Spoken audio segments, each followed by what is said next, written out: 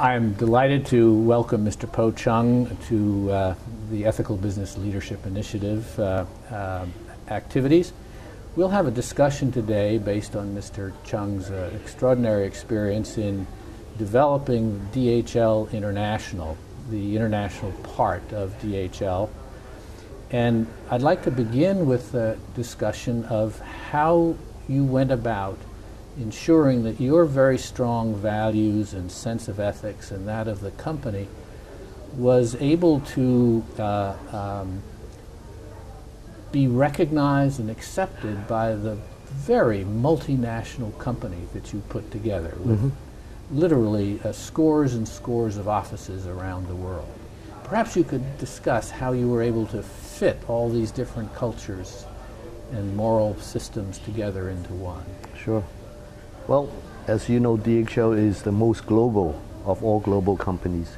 It operates in over 250 countries. But even 250 countries and territories, there are subcultures within those countries. The question you asked me actually was asked to me a lot of time. Basically,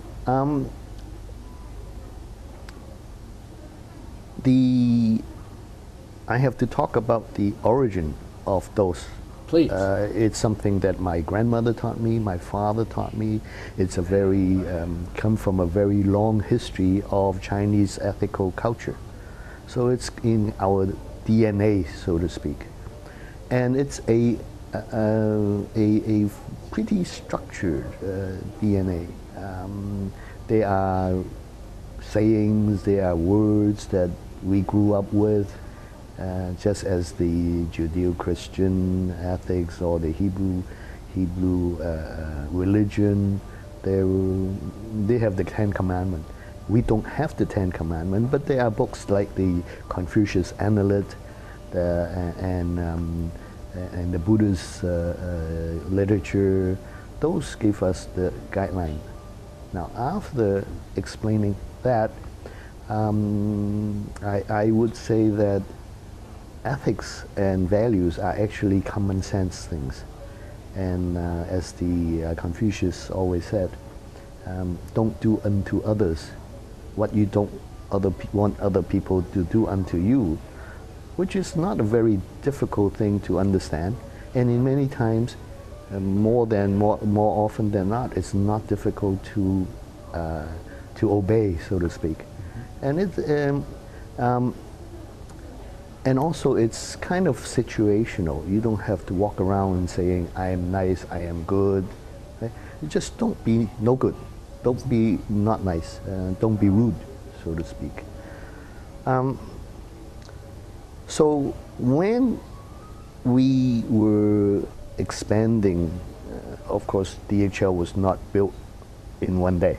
It's not like I have to go out and interview 250 people at the same time, but I was hiring or signing up partners one at a time.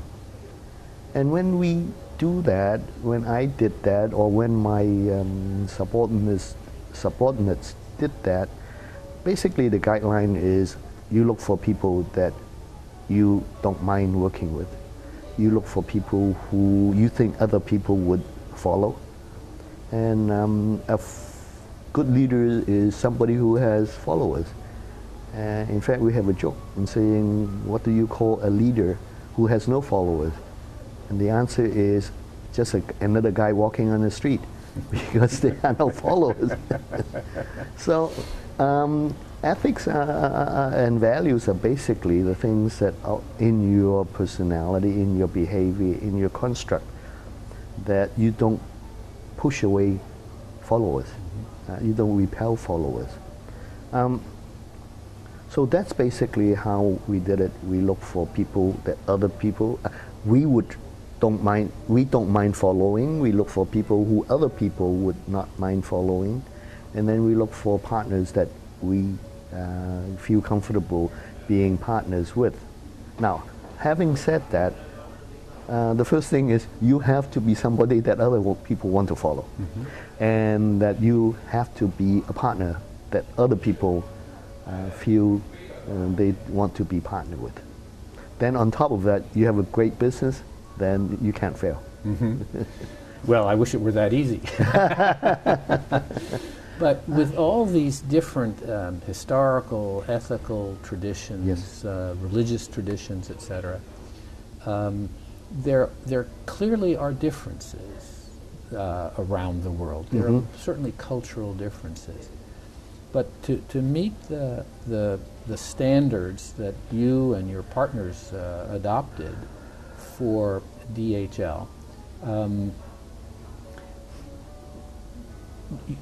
did you ask people to fit into one set of standards, the DHL standards, or did you just look for people who would do the right thing? And if so, how could you be sure of that, since that's so difficult, I think? They are operational standards. That means you pick something up, you promise your customer that you're going to deliver it within a certain time frame. Those standards, it's very, that's global. Those are brand promises, so to speak. Then I still have to come back on the fact that most people are ethical. Most people know where the lines are. Where it comes into challenging is when they meet difficulty, and that's when they, stray off or cross the red line. Within DHL, we don't tolerate people who have broken laws or do things that are immoral. Right? And also, there is one very simple saying or motto that I remember is the West Point model. It's say, I don't cheat, I don't lie, and I don't steal, and I do not tolerate people who does. Now, it's very simple. Now, if you talk about leading people to die, which many times West Point leaders have to do that, that means they have to command the trust of the people they lead. And they think it is very simple. You don't lie, right? You don't tell the guy, you go over there and you will survive. In fact, they tell, if you go there, 90% of the chance is you will not live. Right? You don't lie, you don't cheat, you don't steal. And you, not only that you don't that, but you catch other people, if they steal this, that, you warn your comrades and say, I don't deal with that kind of people. And so communicating ethics and values only gets very complicated when people complicate things. Particularly maybe in courtrooms, maybe in discussions among MBAs. They talk about theoretical things, and then they make it very complicated. Guilty as I'm charged. not an MBA, so I can do that. I teach entrepreneurship, and entrepreneurship is probably the most challenging of all leadership. For the simple reason is you have no product, right? You have no office. You have no team, you have, most of the time you have no money, you have no suppliers, you have no customers, and the only thing that people can trust you is your idea and also your ethics. And so that's how and where I try to impress to my students that they have to have a very clean or noble or pure set of personal operating system. And there shouldn't be any viruses in it. Well, now that is with you and people at the upper level of managers, but with the, I'm sure, probably several thousand offices that you developed over the years, the line gets farther and farther away.